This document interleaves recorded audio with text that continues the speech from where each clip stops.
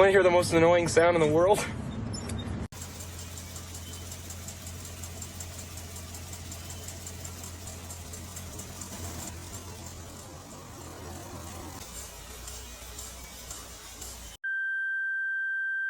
Clear!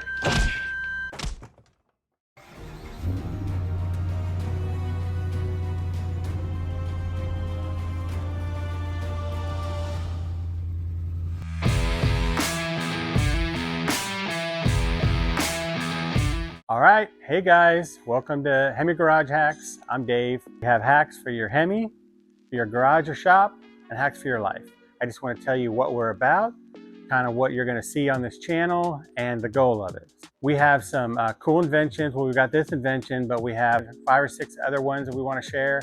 Some of the things you'll see here, you'll see some shortcuts, you'll see some tips.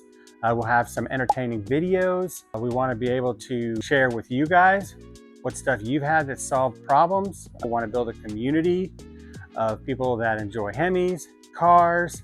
I'm so excited to share some of the other inventions we have here, but we'll be talking about those in some future episodes. Here, we're specialists for 17 years. We have been rebuilding Chrysler, Jeep, and Dodge engines. We've done over 4,000 motors. Probably more than 2,000 of those have just been Hemis. The cam and lifter issue that you're all familiar with, where the roller on the lifter gets messed up, quits rolling, and it chews into the cam lobe. It's a big problem, along with the Hemi tick. You guys are familiar with that. And there's a lot of different causes for the tick. I'm going to be covering probably 8 different causes. We're going to go in depth on that. One of the things that has helped to gather that information has been creating this lifter tester. So the lifter tester is very interesting because it shows us a lot of things about why the cam and lifters fail, the different ticks, and also what will work and what won't work to fix it, whether a high volume oil pump will fix it or not, or maybe it's a problem with the cam, maybe it's metal. There's a lot of different theories out there, but with the lifter tester, we're able to kind of test those theories and really see what's going on. From 03 to 08, the Hemi had a different flaw.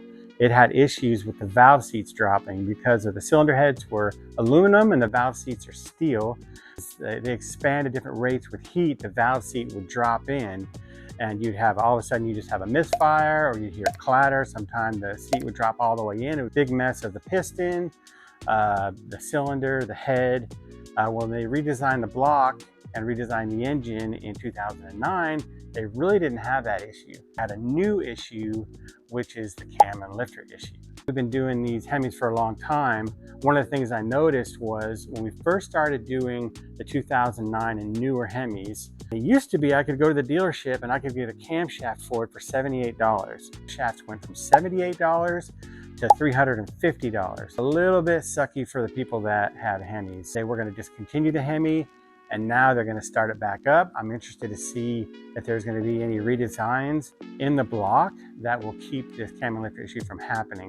If not, I've come up with a solution for it, which I'll share in much later videos. One of the things I've noticed with all the motors I've tore down is we'll have a Hemi come in with 150,000 miles on it, and we'll pull it out and we'll tear it down, and you know you've got your cam lobe that's down and a lifter or two that's down, but the rest of the motor honestly looks good. I'm thinking this motor could have gone another 150, 200,000 miles had it not been for the cam and lifter issues. So I'm looking to get some feedback from you guys on that, and you'll see some of the information and some of the data, the theories I've been able to test with the lifter tester.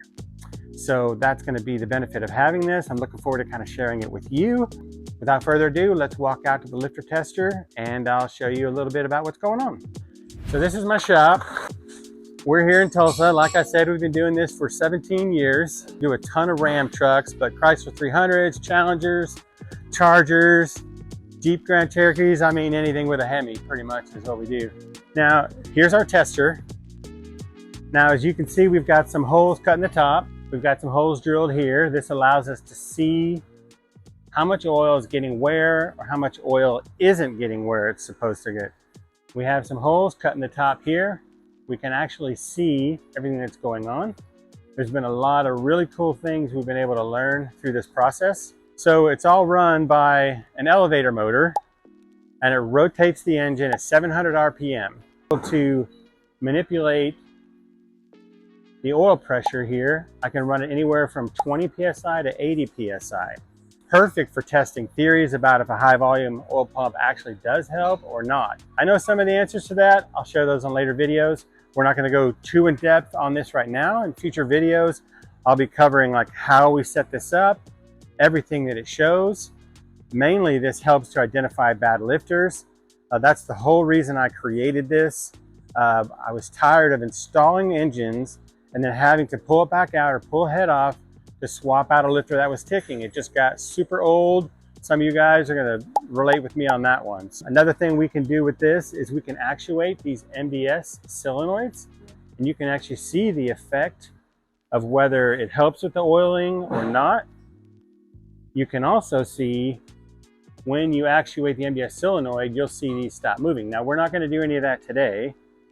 What I will do, I'm gonna go ahead and turn the switch on just so you can see it running.